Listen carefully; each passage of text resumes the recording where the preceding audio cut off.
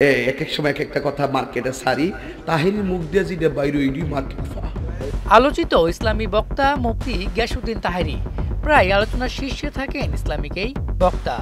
এবারও নতুন করে আলোচনার জন্ম দিয়েছেন তিনি। ব্রাহ্মণবাড়িয়ার বিজয়নগরে আলোচিত ইসলামী বক্তাকে গ্রেপ্তার করতে গিয়ে হামলার শিকার হয়েছে ৬ পুলিশ সদস্য। শনিবার রাতে উপজেলার নাজিরাবাড়ি এলাকায় এই ঘটনা ঘটে। এ সময় তাহেরির ভক্তরা হামলা করে পুলিশের ৩টি গাড়ি ভাঙচুর করে। তাদের হামলায় ৬ পুলিশ সদস্য আহত হয়েছেন। আহতরা হলেন SI Faruk, SI Pradip Das, constable Yusuf মিয়া, নিজামুদ্দিন, মহসিন কবির ও মোহাম্মদ শওকত।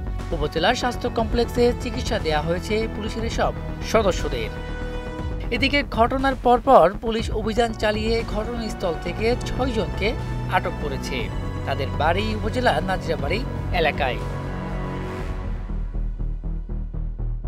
বিজয়নগর থানা পুলিশের ভারপ্রাপ্ত কর্মকর্তা রওশন আলী জানান, বিনা অনুমতিতে গিয়াসউদ্দিন তাহেরির একটি মাহফিলের আয়োজন করা হয়। এছাড়াও তাহেরির বিরুদ্ধে আখাড়াও পুলিশের উপর হামলার ঘটনায় মামলা রয়েছে। খবর পেয়ে পুলিশ মাহফিল থেকে তাকে গ্রেপ্তার করতে গেলে একটি বাড়িতে ঢুকে পড়েন তিনি। এ সময় বিলের পানি দিয়ে পালিয়ে গ্রেপ্তারের হাত থেকে রক্ষা পান তাহেরি। এরপর তাহেরির ভক্তরা পুলিশের ব্যবহৃত একটি পিকআপ, মাইক্রোবাস ও সিএনজি অটোরিকশা ভাঙচুর করে।